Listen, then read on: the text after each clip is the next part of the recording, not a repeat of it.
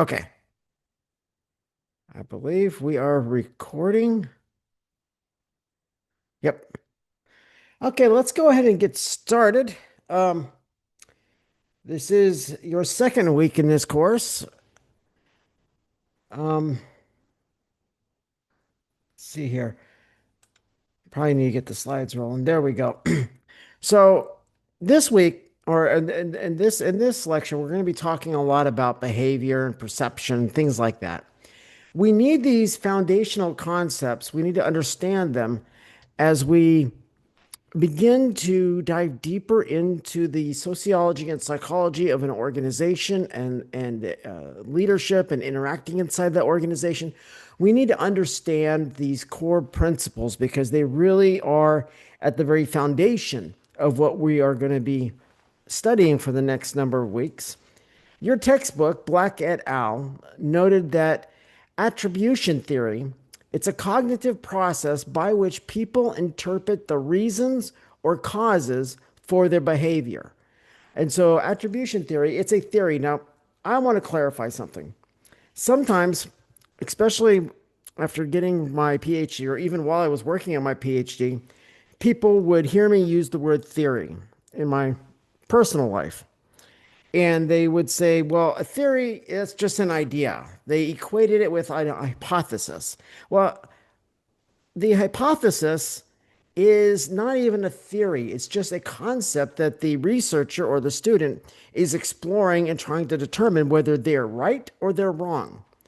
Hypothesis is usually used in a quantitative study, whereas a research question is used in a qualitative study.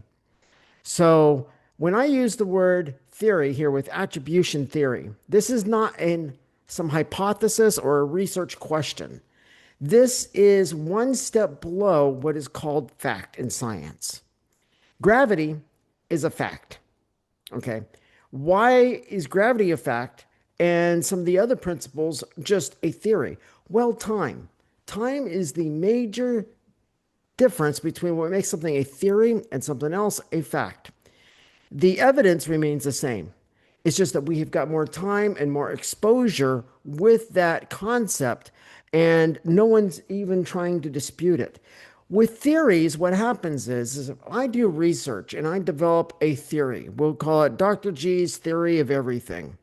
And the theory of everything is used in a lot of areas. It tries to bring all the theories together into a unification theory. Well, so let's say I'm working on something like that and I develop it. And in my research, I think I've proved it. So I call it a theory. Well, it's technically not truly a theory yet. It has to be peer reviewed. It goes to my peers, other social scientists. They dissect it, they tear it apart, they give feedback. And if the consensus is thumbs up, then it's well on its way to being an established theory.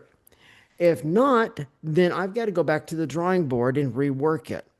Now, let's say that all my peers give me the thumbs up. There's consensus. So, Dr. G's theory of everything, this grand unifying theory, is accepted. But 20 years down the road, somebody comes along and in their research, they disprove my work. Well, I lose kind of that status of having a theory. I have something that was a theory. Some people might still see it as a theory, but it's been displaced by something else. Science is iterative. We're constantly growing and learning. So while a theory is factual, so when you cite something and you cite a theory from an academic journal article or a textbook, you can count on it as fact. But remember that science is always growing. So you got to look, how long has that theory been around? If it's only been around for a year or two, someone could come along and upend it. It's rare, but it could happen. But if it's been around 20, 30 years, 40 years, no one's been able to upend it. So it's like a fact, but we don't call it a fact. Hopefully, I make that clear because the word theory in science carries a lot more weight than just I had this brilliant idea or I got this hypothesis. And the common person out there outside of academia, when they hear the word theory, they think, oh, it's just you thinking. It's you coming up with some solution to something that you think works. Well, it's not a fact. Okay, you're right. It's not a fact. But if I'm talking about a theory that's been around for a few decades, it's well on its way to being called a fact. So really it's a matter of what do we call it. So theories are something that you can use as fact in your research, in your papers. Um, when you do your research, especially at the graduate level, you want to keep your sources within 5 years for your primary sources. You got primary, secondary, and tertiary sources. Your primary sources need to be within 5 years. But we want to know what's current. But you want also you want to go who did the seminal work, who did the original foundational work on this. So in my dissertation, I went back to the 1940s and 1950s, went back to the seminal research. But what I found is all the way through to present times, those theories have stood the test of time. So those theories stood in my dissertation. All I did was further confirm their validity as a theory. So, with that said, I don't need to be on that soapbox much longer. Let me finish updating our good old fashioned attendance log. And here we go. Okay, so the attribution theory, it's a cognitive process by which people interpret the reasons or causes for their behavior.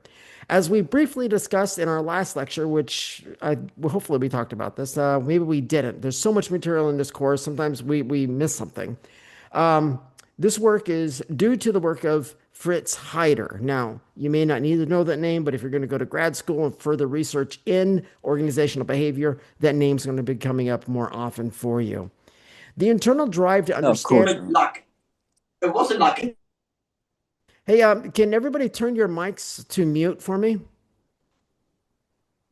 Thank you very much. Appreciate it. I understand this is Zoom and things like that happen. No worries.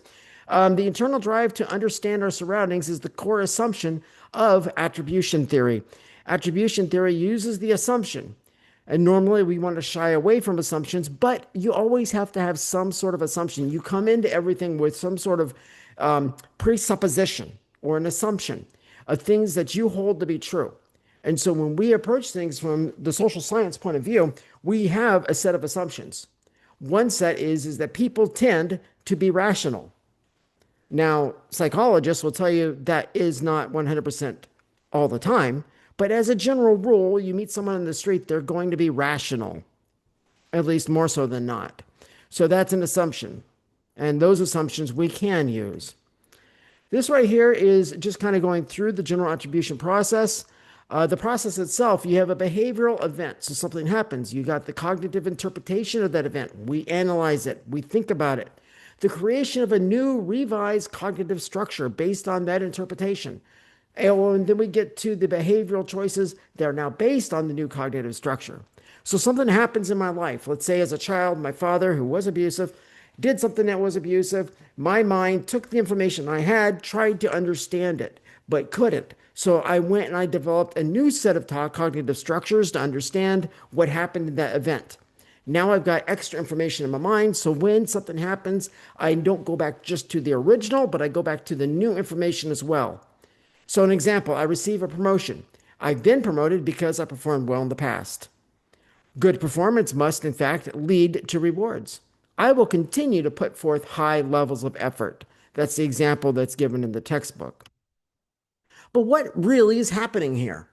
The authors discuss the work of Harold Kelly and the continued efforts of Hyder, but what's really happening here? Well, we reach a level of consensus. Okay. So when we're dealing with attribution theory, we're also looking at consensus. We got internal attribution. So we come up with a consensus internally, and there's a consensus externally. Reality, as we know it, is a shared understanding that we have a consensus on. For instance, right now, we all have the consensus that I am bald. Okay. So we take that as being something that's real, it's in reality. But we might have something like I might see my head and I don't just see bald, but I see the glare. I'm adding to it. So my perception is slightly different than yours. You might be focused on my glasses or my nice little cool earbuds that I have or stuff like that. We each perceive things slightly differently, but we all see my bald head. So we say, he's bald. That's the consensus. Reality is he's bald. Anything past that, that's your perception. Doesn't make it right, doesn't make it wrong. Just it's yours. It's valid because it's yours. So, like I said before, when you're working in decision making in an organization, get as many people's perceptions as you can because they're going to see things that you either can't or you're biased against. So, that's a good way to get more data. So, this chart will be posted. All my slides will be posted. You can go through this a little bit more and spend some time thinking through it and come up with your own examples. So, let's talk about more. Black et al. Gave three parts to this behavior: consensus, consistency, distinctiveness. The extent to which you believe that the person being observed is behaving in a manner that is consistent with the behavior of his or her peers. So we see this person, they're behaving in a way that is consistent with the behavior of their social grouping.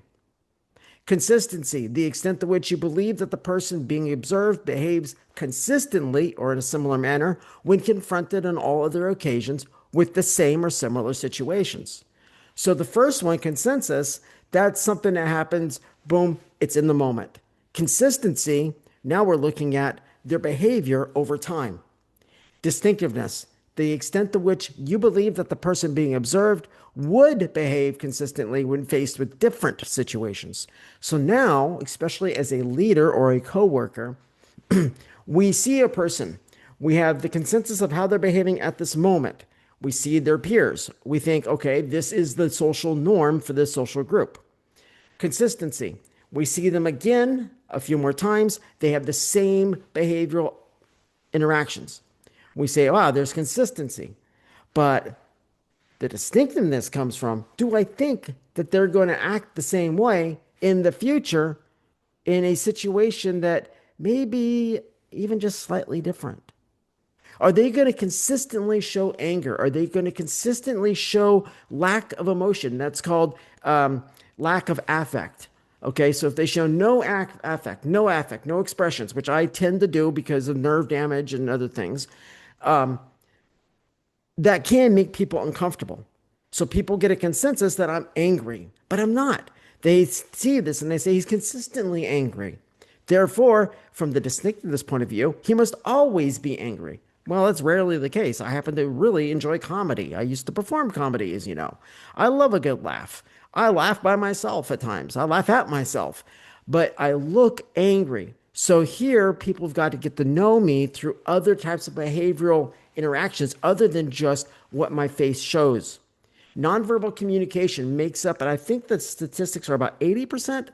I want to say it's roughly around 80% of our communication with people around us comes from nonverbal communication. That means my words don't mean as much as I think that they do. But my behavior, my mannerisms, the inflection and tone of my voice, the volume of my voice, my facial expressions, these are things that people listen to or read more than my words. Now, what about someone like me who doesn't have as much affect? I've learned I've got this difficulty, this problem. So I've tried to learn the social cues of when I should smile or when I should have an expression. And while I am manufacturing it, I've been doing this for a few decades now, and I like to think I'm fairly good at it, although that probably is a myth.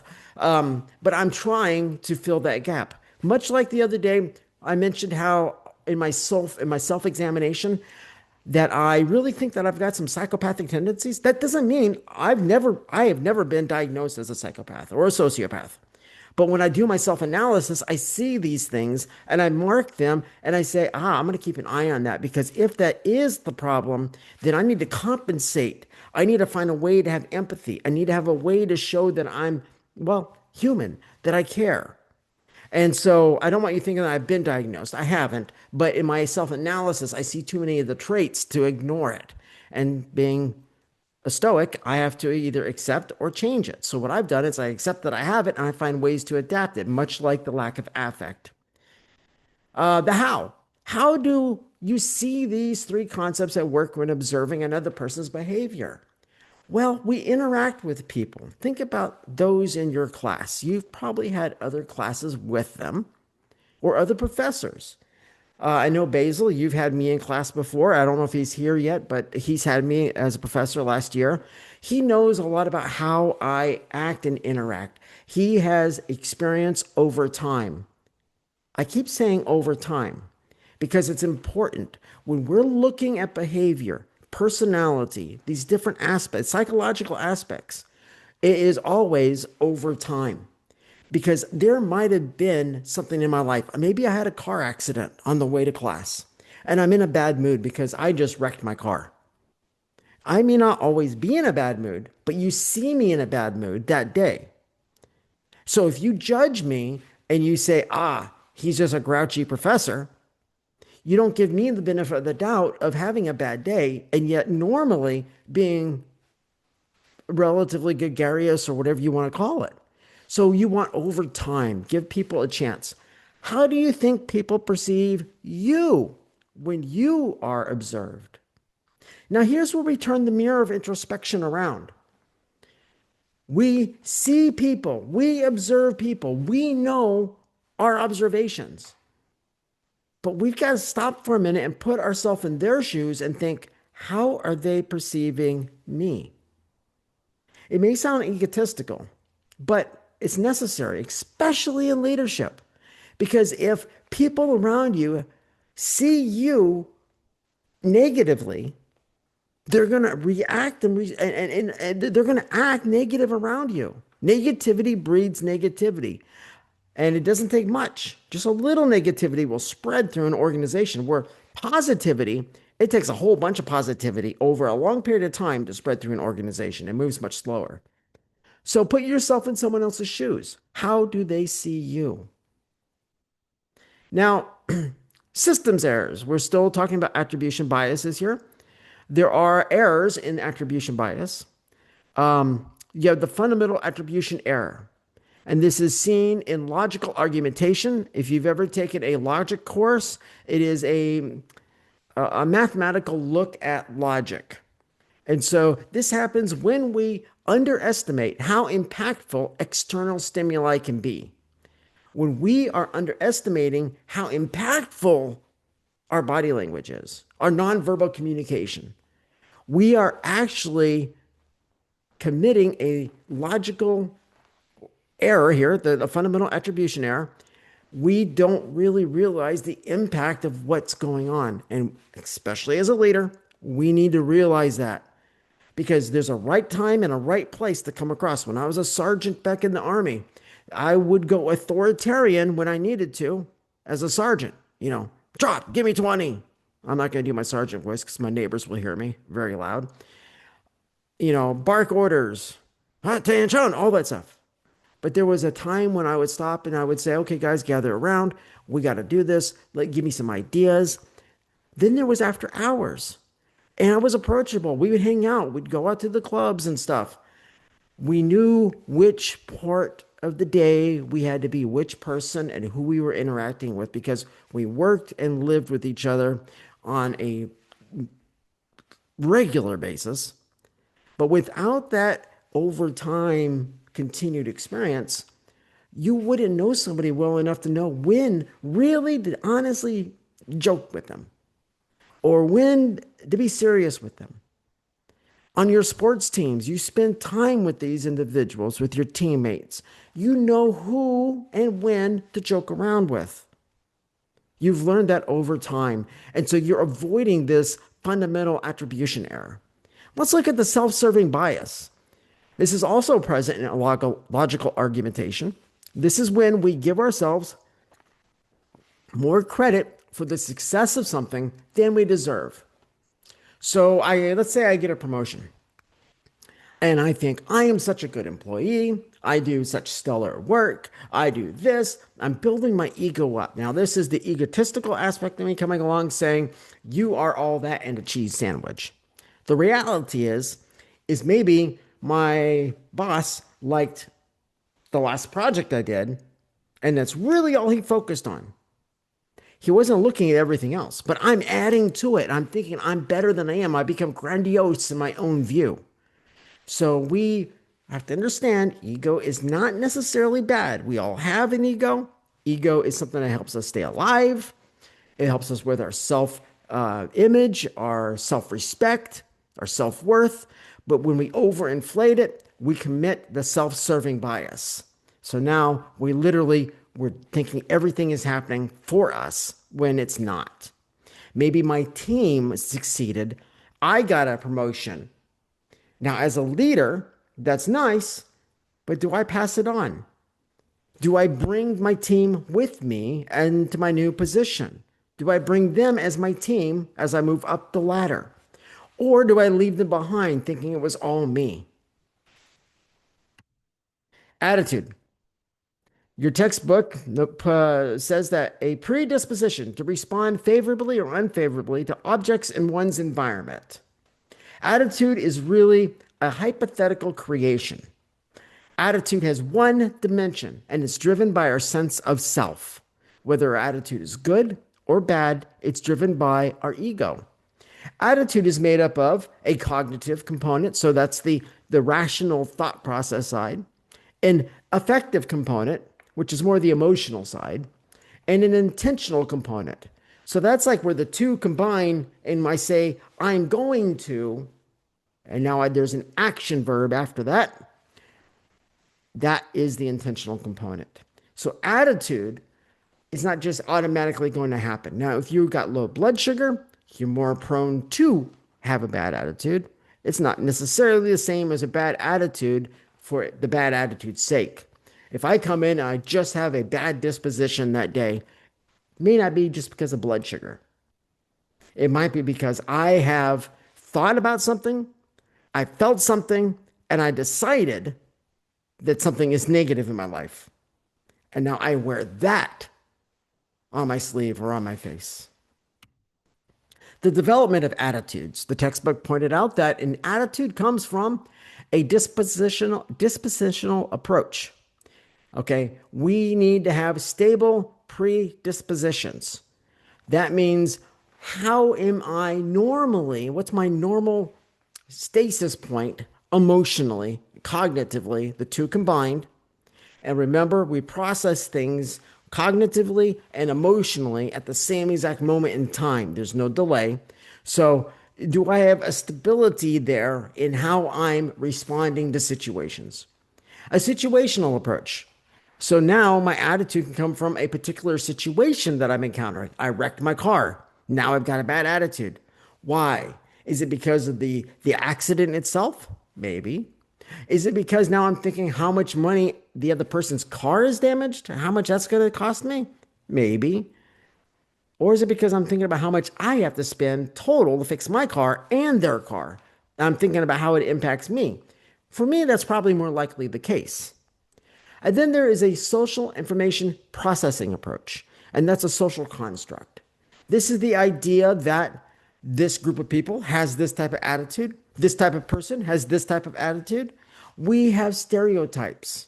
And as I stated, I think in one of the last lectures, if not, I lectured about it sometime in the last week. And I don't know if it was to you or not, but stereotypes exist because of things that happened evolutionarily through the human history, through the course of human history. The bag wrestling in the bush, we jump, we're scared because we're used to evolutionarily thinking it's a lion. And so we need to survive and I have to respond as quick as possible. So now we hear the bag in the bush and we realize, wait a minute, it's just a bag in the wind. Nothing to be alarmed about. We have approaches to certain different social situations. Some of them are programmed in, some of them are learned. I believe that there is nature and nurture at play in each one of us. So some things are ingrained genetically, other things are learned. And where do we learn that? Our family, our social unit growing up, our family, our close family friends, our extended family, our own friends. These are the people that really did a lot to shape who we are today. Intention may lose out. Black et al. Noted that regardless of what one intends, behavior is driven by unintended drives deep within the individual. Like I just said, these drives are both a genetic and a nurture or a social developmental. They have the basis that they have a root in both of them. So we've got to try to identify, is this something genetically? Was my father like this? Now, if my father was like this and his father was like this, Is it genetic, or did it just get passed from one generation to another by how the father raised the son? So a good experiment would be I have a son. If I raised him differently than my father raised me, then it has to be a socially learned trait. If he still carries that trait with him, then it must be genetic. And that's a simple way to carry out just a real generic experiment with that. So, can we see behavior as being justifiable? The author noted that people tend to want to justify their behavior, and this stems from attempting to avoid cognitive dissonance. Cognitive dissonance is a wonderful thing that every person has, and I say wonderful quite sarcastically. It is an internal tension that causes response. Something is out of whack in our little world, in our sphere, and it causes us to have an angst, and we must change it. We have to change it. We got this drive to change it. Now, cognitive dissonance can be useful. It can also be very limiting and can paralyze people from taking action. Black et al. Noted that job involvement relates to employee satisfaction variables. As you go further into studying organizational structure, strategy, the what goes on inside the process of leading and being led, leading and following, we see that satisfaction, engagement, motivation, these are concepts that really will tell us how good our team or our organization really is doing. We could look at the bottom line. We could look at the overall profitability of our organization, and some companies do that. But they're only getting a glimpse. You got to do what's called a TBL. It's a triple bottom line look when you're looking at profitability. You do look at the economic, but you look also at the human aspect, and you're also going to look at the environmental aspect. And that is both an internal good working condition, also deals with resources. Where are we overusing or are we underusing? So I recommend the TBL approach to seeing profitability. But I would say for a leader, if I have a team and I'm not worried about profit, I want to know, are they motivated? Are they satisfied? And are they engaged? If I can note these three things, I can get a good idea of the temperature of that team. But organizational commitment deals with one's level of commitment to the organization. So now we talked about the employee and what we're looking for with the employee, but their level of commitment deals with how committed are they to our mission, our vision statements? How committed are they to what we're doing? Employee attrition, that means an employee gets hired and then either gets fired or they quit. We look at employee attrition and involvement because they stem from this. The same things that will motivate people to be involved in that organization are the same things that could make them leave. So, how loyal are you to the organization? We use Cleary University as an example a lot because it's convenient. I work for Cleary and you're a student with Cleary. So, how loyal are we to Cleary? Well, as a professor, I'm quite loyal to Cleary. But does that mean I won't ever teach at another school? No, it doesn't mean that at all. But it means that if I'm interacting with people from Cleary, I'm going to be very pro Cleary. I am pro Cleary. I really am. I like the school. But if I'm down at University of Michigan and I'm teaching a class there, I may talk good things about Cleary, but I'm not going to talk about it in the same light because it's a different situational environment that I'm in. But I'm loyal to Cleary. As long as I'm an adjunct or any type of professor with Cleary University, I am loyal to the students. I'm loyal to the school. And this also, we can go back and say this level of commitment comes from my satisfaction, my motivation, and my involvement with Cleary University. I don't feel detached from Cleary University. If I did, I would be actively pursuing applications at numerous other schools. This is very true in the workplace. The first people to quit will be your high performers, your high achievers. The ones that stay are the poor performers and low achievers because they know they can't get a good job elsewhere. So they stay right there. The high performers know that they can get a good job. They know they perform good. And so they do, they leave. What led to that? They felt detached. They felt detached from the people, the mission, and the vision of that organization. Let's talk about job satisfaction. I have no idea why that slide looks like that. I'm going to have to fix that. Wow, that's embarrassing. Oh well. Black et al. Gave five contributing factors to job satisfaction: the actual work itself, the financial reward, the potential for promotion, supervision overseeing you and your coworkers. These five attributes right here, these five factors are the same things if I was consulting for an organization, they're the five factors I would use in evaluating the employee level of commitment, their motivation, their satisfaction.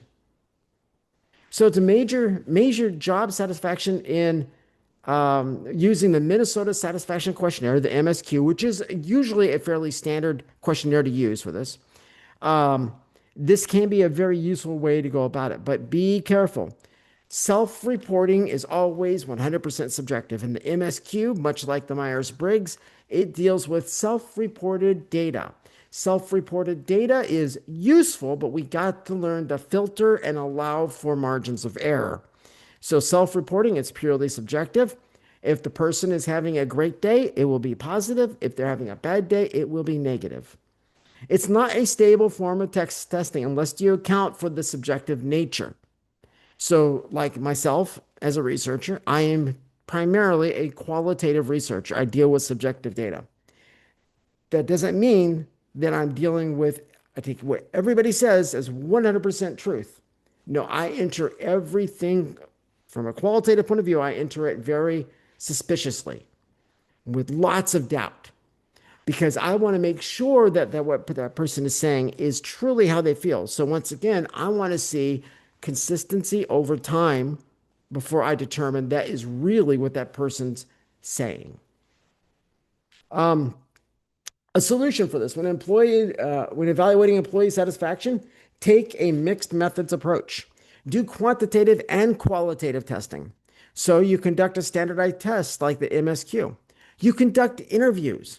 And this, you want to use a pre-established survey questionnaire to facilitate the approach. You're using open-ended questions. An open-ended question forces the respondent to give you at least a sentence or a paragraph. They're not yes or no questions, they're open ended. You want to observe the employees in action. You want to see them on their breaks. You want to see them when they come to work and when they go home. You want to use data from their performance reviews, the official reviews. You want to talk to their supervisors and then create a dashboard so you can display the data. And you can use a computer program for this, or you could even just graph it out on a piece of paper. But I recommend using the computer. You want to run quantitative testing to identify if there's any correlation. You want to determine if there are any variables that have a high statistical significance. So here I've collected hard data. I'm going to be getting this from actual observation. I'm going to get this from the actual paperwork in their files. Then I'm going to take my subjective data. It's over here. I take my objective data. I run my statistical tests on the objective data, and then I bring the two of them together, and it paints a whole picture. That's how you use both approaches simultaneously, not just in evaluating an organization like we're talking about, but in doing any kind of mixed methods research. We have to process data. Data has to be processed. For quantitative data, we use something like IBM SPSS or Excel. For qualitative data, you use a 3-cycle thematic coding software like Atlas TI. And you can use the qualitative data to point out potential dependent or independent variables. That's quantitative analysis. Or you can use the quantitative data to develop a new form of quantitative testing. So this is just nothing, this is just kind of give you insight into how a consultant walks in and looks at things like behavior, motivation, involvement. It's one thing to know that these are the factors they're looking at. It's another thing to know how are they actually evaluating. This is part of the process. Perception. Perception is the process by which one screens, selects, organizes, and interprets stimuli to give them meaning. So, perception, I'm screening out what's going on around me, I'm organizing it, I'm analyzing it, I'm understanding it the best that I can because I want one thing understanding about what just happened. Perception is how we make sense of reality from our point of view. How we make sense of reality as a group of people, that involves we each have done the process internally, we share it. Now we see what are the common points we all have, and that is the consensus that forms our shared understanding of reality. Reality is what we call the parts that we all have in common in this consensus. Cultural norms. Now, I know we're shifting around a little, but there is a method to the madness here. Before we really get into studying perception, we have to really understand cultural norms, at least in a rudimentary way. Cultural norms are the ideas that a particular society or cultural group deem acceptable. These norms affect how and what we perceive. I found that cultural norms can dictate social morality. A good classic, especially my parents' generation: get a job, pay your bills, contribute to society, but you better not select one of those jobs, which are different for every family group. A family is a social unit, and every family may have a bias against certain types of jobs or a bias for certain types of jobs. When I went and worked on my dissertation, my mother, she did not like my dissertational topic. She couldn't understand why I would help those people. I'll tell you who those people were. My study was evaluating to see if diversity, equity, and inclusion was being utilized or practiced by managers of gentlemen's clubs, colloquially known as strip clubs. I wanted to see if the leadership there actually treated the women like they were humans, or if they saw them as secondary citizens. To do this, I interviewed managers from 9 different clubs throughout Texas, processed the data. This study took 2 years to do. I wanted to know what was happening. Why would I even consider that? Because I've always considered every person who lives and breathes to be human. And by being human, they're like me. Therefore, I'm not better than them. So if I'm going to try to do something to understand from a scientific point of view, I want to understand those that everyone else avoids. Years ago, I worked with a nonprofit and I worked with the homeless, but I didn't do it the normal way. No, no, no, no, not me. I collected donations and stuff, but I would go down on the streets down in a huge city in the middle of the night, in dark alleys, drug dealers, everybody around, and I would find people in their greatest need and I would reach out to them with resources. I don't do things normally. I always go to the most disenfranchised people. I did that with my dissertation. My mom, why do you want to help those people? Because everyone else in academia avoids them? So I'm showing you this as an example of, but you better not get one of those jobs. People have biases against certain types of people, people groups, or professions. And if you're a leader in an organization, it's not going to do you well to be biased against people that are on your team. Now, granted, there were no adult entertainers on a team of mine. I did my study going into where they worked, but I wanted to add to the academic literature that was out there. I wanted to add to that body of knowledge, and I did that. But I had to be able to defend it, not just to my committee, but to someone like my mom, someone who didn't see these dancers as being worthy of a research project. I had to be able to defend why I'm doing that. So, as a leader, I should be able to defend why I'm treating the people on my team and in my organization the way that I treat them. If I'm treating them poorly, why? If I'm treating them well, once again, why? To do that, we got to look at where we come from, how we grew up, the social stimuli we received. We need to understand nurture and nature and go from there. Now, social morality and social norms. In my research, I found that managers and independent contractors were ostracized from their industry. These people, and these people I'm talking about, these are the ones in my research study. They made money, they paid their bills, but they violated the social norm and they broke social morality because they worked where? In an adult entertainment club, a gentleman's club. Yet many regular people would patronize their place of business under the cloak of night and secrecy, but they would vehemently deny ever setting foot in that club or in that industry. It showed hypocrisy. They weren't seeing the people that worked there as being of the same status of humanity as they were, that they were a higher, a more worthy human than these other people. And I think that is hypocrisy. And leaders need to avoid that no matter what industry you're in. If you're the leader of people and you want them to respond well to you, you need to respond well to them, regardless of where they're from, what languages they speak, what foods they eat, what religion they practice, what part of the world they were born in.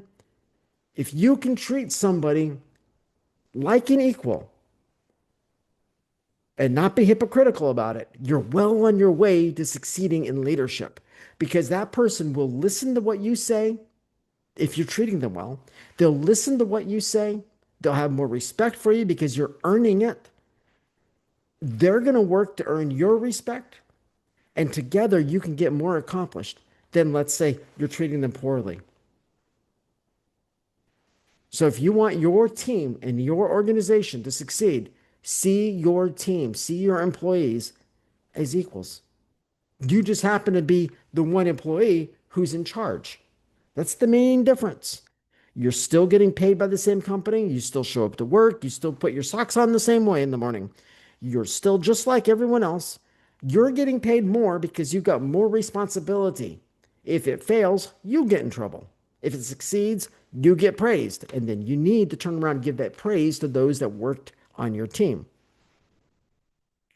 Rose tinted glasses. Society likes to demand that others adhere to their social norms and moral code, but it is that only to make them feel better?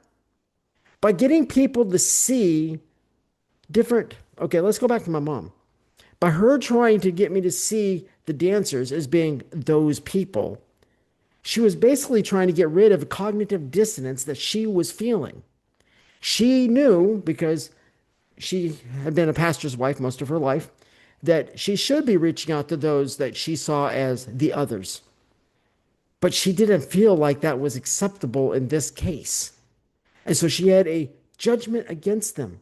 She saw them as being less human. So she was trying to solve this cognitive dissonance. Well, I know I should be accepting, but I'm not. I really don't feel it. And she had this argument with inside of herself. So perception should not be something that's implied by society, but it often is.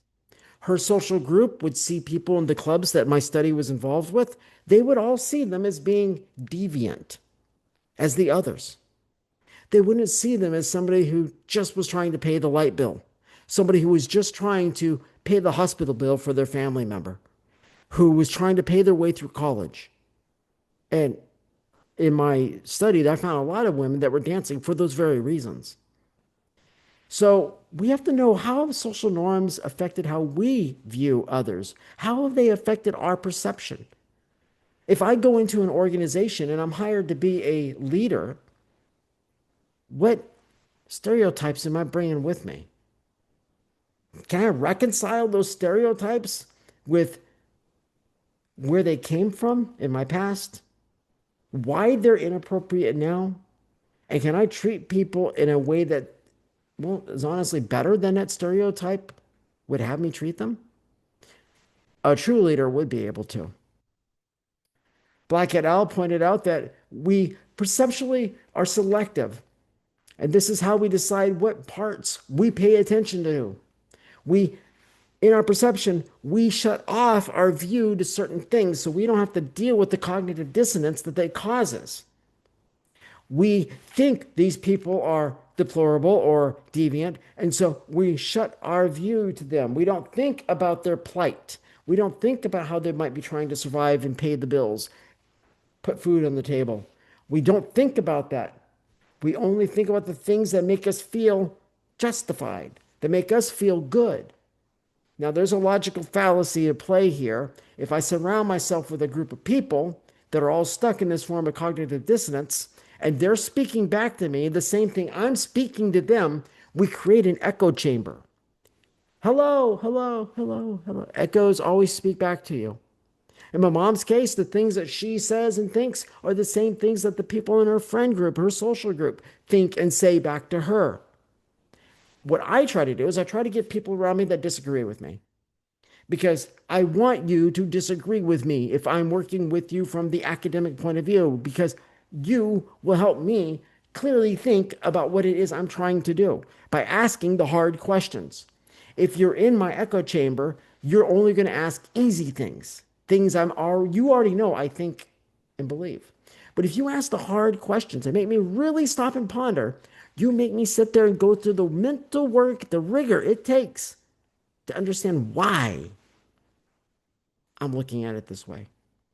So, perceptual organization, this is organizing how we perceive things, what we pay attention to, what we don't.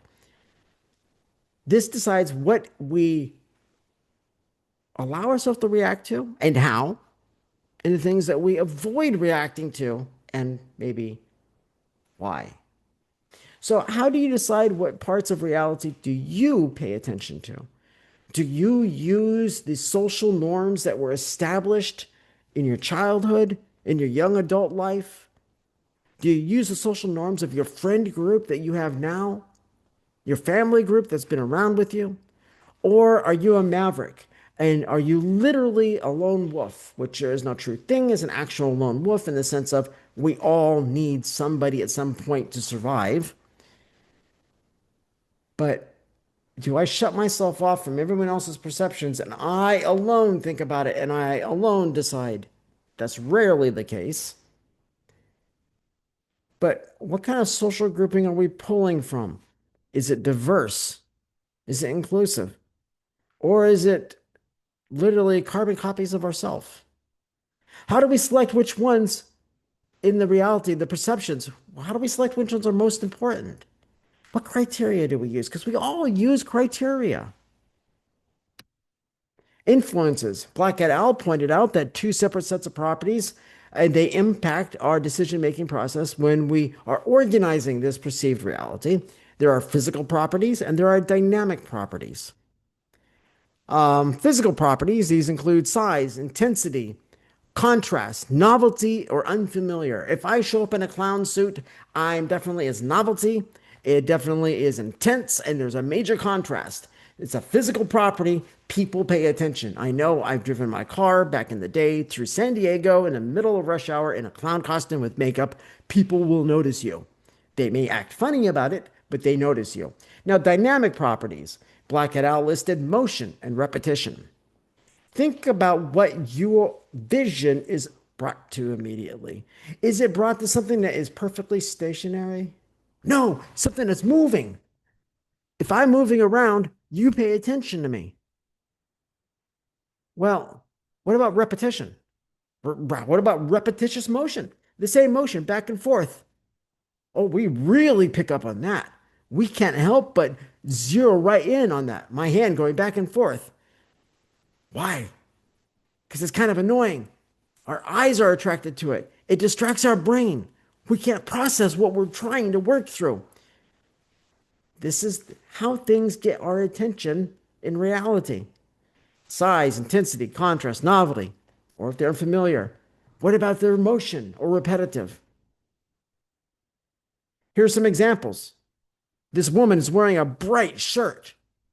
This umbrella is bright in the midst of some dull umbrellas. There's that's actually me, believe it or not. That was my professional clown outfit. Gadget the clown. Bright. Boom. You gotta imagine this is a picture, but in real life, clowns are they move a lot of motion, a lot of repetition. And then we have this gate. It's huge, it's enormous. We notice these things. I went to Italy this summer, as you know. I noticed things that were out of place. Now, they weren't really out of place, but if I see a bunch of apartment buildings and suddenly I see a 500-year-old chapel, I pay attention. That chapel looks like it's out of place. It's a different form of architecture. Zeroed in. Wow. Apartment building. Oh, look at that. So we perceive things that stand out to us. What about this? Here we've got on the left repetition in color and in shape. On the left, we've got motion, but it's a repetitious motion. Just give me some actual examples. This is things that will draw your attention. Your perception goes here. And advertisers know this. Producers of TV shows and movies know this, and they use it all the time. Now, let me get a drink and we'll talk about selective attention. The authors pointed out that there are two important internal drives to what and how we perceive things: response salience and response disposition. Response salience. We often pay more attention to the things that meet our needs. We're hungry, we start noticing restaurants all over the place. We're running low on gasoline, we start noticing gas stations all over the place. So, our immediate needs, that's the response salience. Now, response disposition, we tend to pay attention to things that we are familiar with. I put a dog on here because I have a dog. He's hiding out in the bedroom. I love dogs. I think they're awesome. I'm very familiar with dogs. And so if I see a dog, it's like, oh, I noticed the dog. I'll notice a dog long before a cat. Doesn't mean I hate cats, but I prefer dogs. And because of that preference, I will notice a dog before I notice a cat or a squirrel. There's familiarity. I've been around dogs most of my life. I'm familiar with dogs. I know how they do things oftentimes. I find it pleasant. So I'm drawn and attracted to it when I'm looking and I'm observing and I'm perceiving. I see a dog, boom, there's an automatic draw to it. Social perception. This occurs when we perceive within a work environment or a social environment, which work is a social environment. We see a higher level of complexity and it leads to a more complicated process of perception. This is because humans are highly complex. We got nonverbal communication, verbal communication, movement, social history. These are things that people use in their perception of you, the things that they notice. The author noted that there are three characteristics involved here: the person, the situation, and the perceiver. Don't ever forget you're perceiving a person. They are the recipient of your perception, the target, the situation, what they're doing. That's why you're observing them. But you yourself are one of the factors in this equation. We ourselves and our social intricacies affect our perception of others in a social environment. So you're walking through a mall. You yourself, as who you are as a social entity, impact how you perceive other people. Therefore, I can clearly say we are all biased. Every one of us is biased. It's human nature. But what do we do with that bias? That is different. That is what really separates us from the rest of the animal kingdom. The rest of the animal kingdom, they perceive, but their ability to contemplate self and how self relates to others, it's not as complex as ours. Complexity is at the extreme heart of this chaotic thing we call reality. Complexity is at the very heart of organizations. What about appearance? When we see people, we see their appearance. Now, this is me back about 100 and, well, over 100 pounds ago. I was a lot heavier back then. But you see me in three different states in business attire, in more of a metal industrial goth look, and in my biker gear. Three different ways of appearing. And do you realize that people would perceive me differently depending on which persona I was dressed as at that moment? It changed how people perceived me. I never changed at that point. The only thing I did is I chose to look a certain way that day. I still had the same values, the same morals, the same ethics. I was the same person. I was the same, had the same humor, everything. But just how I looked changed how people perceived me. Black et al. Noted that the multitude of individual identities creates a more complex perceptual situation. You come to class, that is student you. You go out to a club, that's club you. You hang out with your close friends, that's another you. You hang out with your family, that's another you. Now, does this mean that we're all schizophrenic? No, I'm not saying that. But we react, respond, and interact in different social situations differently depending on who we're around. If I'm with my friend group, I'm going to act quite different than I do with my family because there's a different set of social norms at play. Things like height, weight, hair, even if a person wears glasses, facial hair, things like that. These are all things that affect the appearance and which affect perception. Communication. The authors discussed how verbal and nonverbal communication impacts our perceptions of others. Verbal communication is what we actually say. That's our tone, inflection, and the words used. Nonverbal communication, this is subtle, unspoken cues.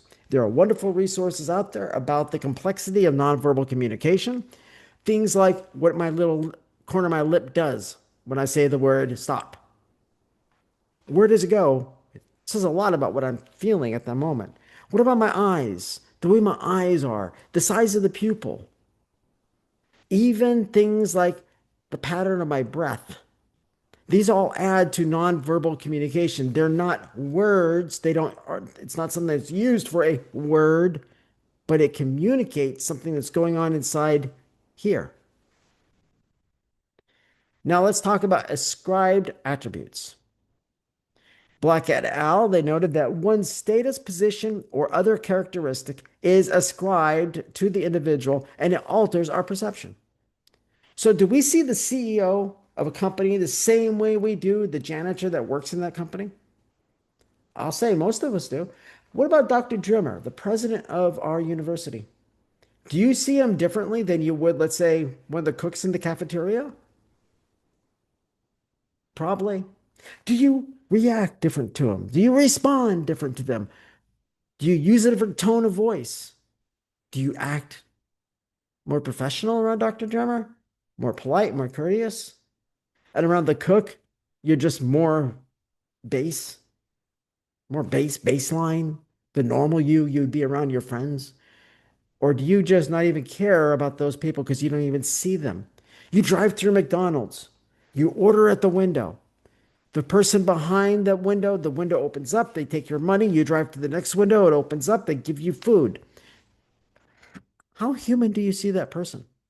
I mean, obviously, you see a human being, but do you give them the same benefit of doubt that you want for yourself? You don't know that person. It says a lot about perception. Now, organizational positions. Do we alter how we perceive another based on their organizational status? The CEO versus the janitor. What about people of equal rank? I'll try English now. What about people of equal rank working in different departments? If we have a supervisor in IT, do we see that person the same way as a supervisor in the academic department at our school? Or do we give the person in academics a different standing? Or maybe we're biased towards the IT department because we really are into technology. Or maybe we've got friends that are in IT. So we can have a bias towards one people group over another because of things in our life that are set apart from this one individual. Now, this is a table that you have in your textbook. It shows the differences in perception between supervisors and subordinates. I would recommend, as you read the textbook, give these charts, any of the charts in there, give them a quick moment, take a look at it. We're not going to go through it right now, but this just shows, like, what's this here? The frequency with which supervisors give various types of recognition for good performance, as seen by supervisors, as seen by subordinates. So it demonstrates what we were just talking about. So now let's talk about the perceiver. Let's get back to talking about you, the perceiver, about me. Black et al. Discussed that the one perceiving can affect how they perceive another individual. You have a self concept. Do we know ourselves? If so, how well do we know ourselves? Do we accept who we actually, really, truly, foundationally are? Or are we at odds with a form of cognitive dissonance about who we are existentially, ontologically? Do we see ourselves in the other person? If I see another guy and he's got a bald head and glasses, do I see parts of myself in there and that makes me perceive him a little bit more readily? Do I watch him more intently than I would otherwise? We have cognitive structure. This includes things like what descriptive words do we tend to use? What are the descriptors we use? Does our culture impede our perception? Descriptive words could include things, and this might be more on the extreme side, but it definitely includes us. If in our description we refer to that person's ethnicity. Now, honestly, my son is half Hispanic. His mother was definitely Hispanic and Native American. In talking about her, it can easily come up that she was Hispanic and Native American. So there's a right way to approach that. But if in my perception, I am going to look at this person and instead, and I don't intend this in any derogatory way, so please don't take it that way. If I looked at my son's mother and I thought of her as the slang term wetback, I would be coming into this with a presupposition, a bias that was negative, which would change my perception of her. So now my perception is clouded by this negative stereotype. That's why we have to address our stereotypes, understand them, and then set them aside. Because we will always carry a stereotype with us. But how we apply that stereotype, how we use it, dictates how it's going to use us in controlling our perception. And that is the end of this lecture today. We do have a few more minutes, and I think there's another slide deck I want to start going through because it ties into this. Give me 1 second. Just 1 second, and I'll see if I can pull it up. Nope, that was it. That was it. You guys are lucky. That was it. Are there any questions about today's topic? I know sometimes we do get into some hard areas. Remember, this is academia. It's non-judgmental. We approach things as academics, and sometimes it only can be described as experienced by any of us. So, but if there are any questions or comments, I'm more than open to them.